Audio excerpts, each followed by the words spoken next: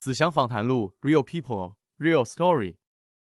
I am curious because I want to know their story. It's a real question for me if I would say, maybe not where you're really from, but like trying to find out, what's your story. So I don't know. I don't think you would have the unique challenges I'm facing here because of my appearance in Indiana, because we don't have a huge Asian population here. Okay.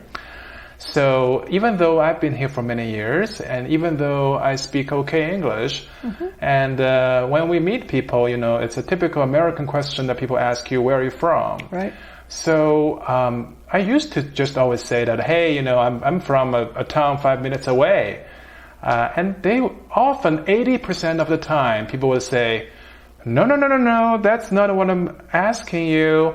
Where are you really from? And then, then I have to say that I was born in China, but I have been here for a while. And that answer satisfied them. But if I answer, I'm from 5 minutes away, I live in a small town here, nobody was satisfied almost. Yeah. But you're so lucky to me that you have this awesome appearance that no one would ever ask you that question, right? Well, of course they ask me where I'm from because it's the American question. You're right. What they don't say is where you're really from. But they all ask me where I'm from. Right. And that's still a hard question because most TCKs, many TCKs, we're not sure where we're from. We're from kind of all of the above. And so, like I said before, when they said, where are you from? And I said, Nigeria. Well, that didn't go very well. So I decided I'm not from Nigeria. But that's the truth, right? It is the truth. You don't think stay with the truth is important? Well, I think that at that point, I'm 13 and being embarrassed by my answer is not too good. But I didn't feel from Chicago. So, but maybe I said, after all, I'm from Chicago. And like you said, then nobody said, where are you really from? But then when we moved to Indiana, and I went to a conference away, and somebody said, where are you from? I thought, I don't know anymore. So then I decided from then on, I said, I live in Indianapolis. And nobody notices I didn't say where I'm from. Now, if you said that to me or somebody else would say that, I said they didn't answer my question. And I know they have a story. My husband asked me how I meet all these people. I said, when I said, where are you from? And they give me a funny answer. Or they... A funny answer? Or they just, or they say like, it's something like that. Well, it's a long story. Yeah. Then I know that, this person has a story. So there is a great movie on YouTube called What Kind of Asian Are You? And it's the story of an American Asian American who's jogging and some white American, stops her and it says all those wonderful things. And so in the end, she turns the table and she said, well, where are you from? And he said, oh, whatever city. And she said, no, but where are you really from? And, of course, he's never been asked that before. And so he doesn't even know. So it's a cute movie because it's really showing how silly that question is or how annoying. Right. Why don't you just accept it? But I will also say, though, for me, when I meet someone who says that, I am curious because I want to know their story. It's a real question for me if I would say, maybe not where you're really from, but like trying to find out, what's your story? Because I think, well, he didn't quite answer. Yes, well then he's, and so I'm curious about you. And that's why I think people ask where you're from. It's kind of like, it's a way you figure out, do we know the same people and all that kind of stuff. It's a connecting kind of question. Because I came here when I was in my late teens. So at the time, I think I already passed the golden era of learning languages or something. So when I speak, even though I can speak English okay, but there is more or less some sort of accent in there.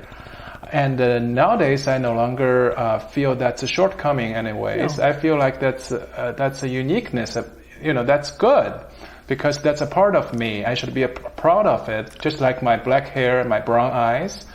And initially I tried hard to get rid of my accent, But then I thought, why not you keep a little bit accent? That's just uniquely you. That makes you very special. That's uniquely you. Yeah, that's great.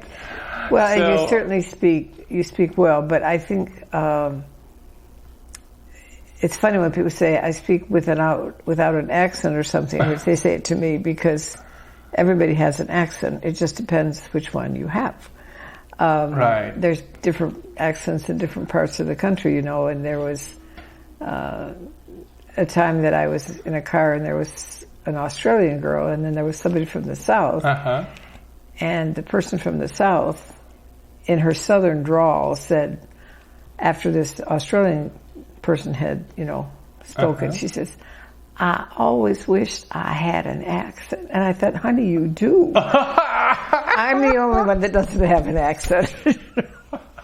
Which, of course, is silly because I have a Midwestern accent. So if I'm someplace else, So accents are part of life, and we all have one from someplace, so you have one that represents you. But back to the hidden immigrant, that is one of the things that can differentiate. Like if somebody is, say they were white, and then they came into my school in Chicago where I was. There was another girl there that year who was from Germany. Right. And she didn't speak English. So when she tried to speak, then people knew she was foreigner. So that can be a differentiating thing that make people give you a little more space. If you don't speak the language exactly, there was a girl in Switzerland and I was asking the kids, what's hardest? And she said, being discriminated against. And I was surprised because she was white. And usually white kids aren't saying I was discriminated against. So I said, well, what do you mean? Well, of course, Switzerland, people are white. And she said, I don't speak German. So when people see me on the bus and they speak to me in German and I can't answer them, then they're very annoyed at me. And so she was a hidden immigrant in her host country until she came to the language. As long as they just saw her, they thought she should be able to speak their language. So it's all kinds of different ways. So she didn't understand, so she could not respond. She couldn't respond because she didn't know it. But then they looked at her. Then she felt like she was being discriminated against. Because they would be mad. They would be like, why don't you speak English? German. And she said, because I don't. Anyway. So there's all kinds of ways how we look and all that. And in the traditional way, when people, most centuries before, a certain way that people look, you could sort of say they were from someplace. But I call this, beyond a hidden immigrant, we can call this a hidden diversity that we really don't know. Until we know somebody's story, we can't guess anymore because we can have all kinds of looks. I was in China. And some Chinese people got in the car with me to go to the airport. So I smiled at them because I don't speak Chinese, and they sort of smiled back, and that was fine. And then halfway to the airport, they said to me in perfect Australian English, do you have enough room? And I thought, oh, I guessed wrong. They're really Australian. They're not Chinese. They had come for visit. Chinese, Australian. Yes, but in the sense they'd probably come back to visit. But all their speaking was Australian English. Oh, okay. It wasn't. I don't know. I'm sure they spoke Chinese, but when they spoke to me, and I thought, now I'm guessing I don't think you speak English because I'm in China and most of the people around me haven't been speaking English.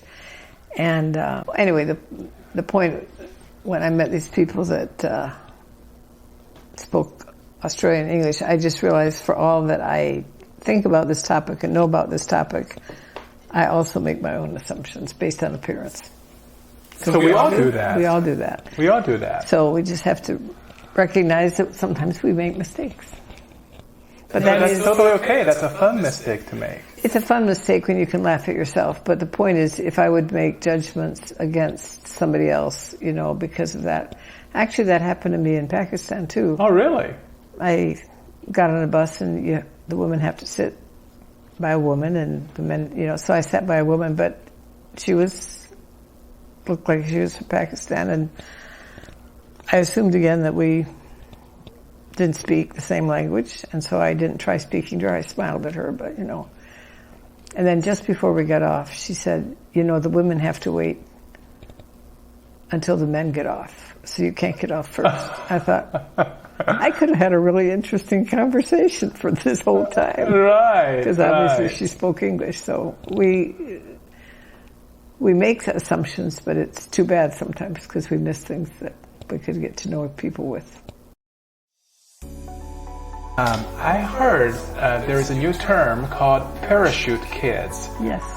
And prior to the pandemic, according to some statistics I found online, in 2006, there was only about very few, like 10 or so Chinese kids coming to America attending K-12 schools, like middle school, high school. There were only like 10 or so. But all the way to 2015 and 2016, the number skyrocketed to about 35,000 people. I believe it. And many of them, basically, they come here by themselves. And their parents are still in China, and they have decided that their kids should go to America to receive a less strict, maybe a more creative education, and hopefully in the future getting a better job, and ideally in the States. How do you feel about that?